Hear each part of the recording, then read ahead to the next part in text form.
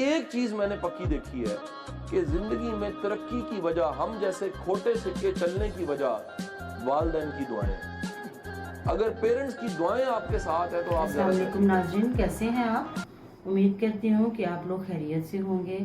हमारे चैनल को सब्सक्राइब करने का बहुत बहुत शुक्रिया और मुझे बहुत खुशी है कि आप हमारी हर वीडियो को बहुत ज़्यादा लाइक और शेयर कर रहे हैं।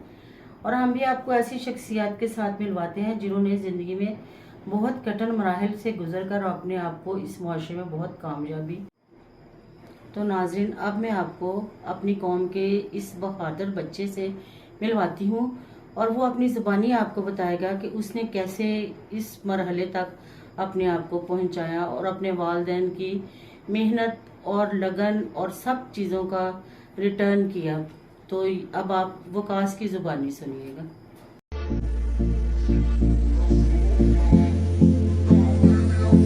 जी वकास, कैसे हैं आप? जी अल्लाह का शुक्र, आप सुनाएं। जी अल्लाह का शुक्र, ठीक है। वकास, आप हमारे नाज़रीन को बताना पसंद करेंगे कि आप कहाँ से आपने अपनी स्टडी शुरू की, कैसे कैसे आपने दिन और रात और भूखे रह के भी आपने अपना काम जारी रखा, लेकिन आपने अपनी मेहनत और लगन को जारी रखा।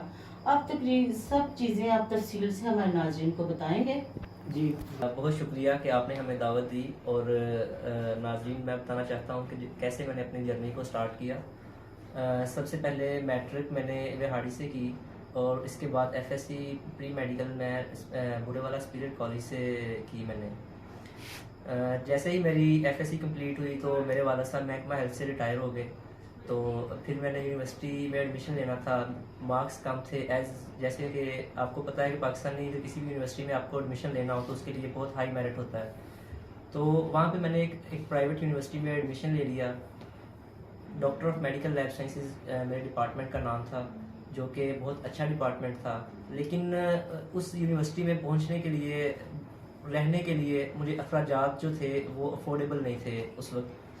तो अपने अखराजात को अफोर्ड करने के लिए मैंने साथ में पार्ट टाइम काम स्टार्ट कर दिया और पार्ट टाइम मैंने जॉब की। लेकिन वो जॉब मेरी डिग्री के रिलेटेड नहीं थी। लेकिन उस वक्त ये था कि मुझे यही था कि मैं अपना सहारा बन सकूं, मैं अपने पाँव पे खड़ा हो सकूं, ताकि मेरे वालिदैन पे मैं बोझ ना बनूं। तो वकास, आपने पार्ट टाइम जॉब की थी? जी, तो पार्ट टाइम जॉब जो थी वो इतनी इनकम नहीं देती थी कि मैं साथ में जो है अपनी डिग्री के रिलेटेड भी काम कर सकूं। क्योंकि आपको पता है कि आप अपनी डिग्री के रिलेटेड काम करें तो ही आप अपनी डिग्री को आगे मैनेज कर सकते हैं। तो इसलिए फिर मुझे डबल जॉब करना पड़ी, जिसकी वजह से उसके लिए मैंने ये किया कि मैं काम कोई ऐसा करूं कि जिसमें जो हो कि मुझे बंदिश ना हो कि मैं इतना काम करके दूं उनको या इतना टाइम मैं ड्यूटी करूं। उसके लिए मैंने प्राइवेट टैक्सी भी चलाई वहाँ पे। और साथ में वहाँ पे मैंने फिर ये किया कि मैंने एक टाइम मैं यूनिवर्सिटी जाता था सुबह टाइम, उसके बाद इवनिंग में मैं जो है हॉस्पिटल में इंटर्नशिप स्टार्ट कर दी। उसके बाद रात को मैं टैक्सी चलाता था प्राइवेट, ताकि मैं अपने खर्चे अफोर्ड कर सकूँ। फिर एटलीस्ट मैंने वहाँ पे 2 इयर्स ऐसे ही इंटर्नशिप की, साथ में जॉब की और साथ में टैक्सी चलाई। और जब मैं वापस आया बूढ़ेवाला सिटी में तो वहाँ पे मैंने एक प्राइवेट लैब पे जॉब स्टार्ट कर दी। फिर वहाँ से आहिस्ता आहिस्ता, मुझे हमेशा से यही शौक था कि मैं अपनी लैब बनाऊँ। क्योंकि मैंने जहाँ भी जिस जगह पे भी काम किया है मैंने वहाँ पे यही देखा है कि इंसानियत की खिदमत कैसे करनी है और अपना काम जो है मैंने अपना काम समझ के किया है। कभी मैंने ये नहीं समझा कि ये मैं किसी और की जॉब कर रहा हूँ। मैंने हमेशा समझा कि ये मैं अपना काम ही कर रहा हूँ और इंसानियत की खिदमत कर रहा हूँ।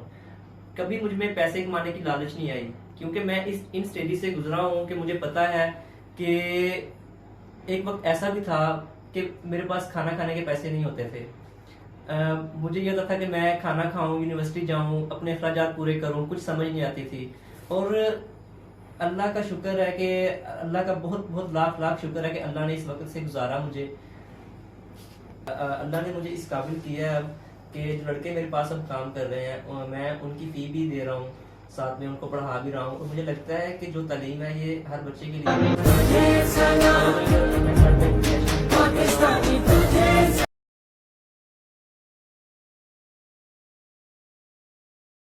जी वकास, हमें बहुत खुशी हुई है आपसे ये पूछ के आपकी जर्नी के बारे में कि आपने बहुत ज़्यादा मेहनत की तो वकास, आप मुझे ये बताना पसंद करेंगे कि को एजुकेशन जो आपकी यूनिवर्सिटी में थी उससे आप सेटिस्फाइड हैं या नहीं हैं?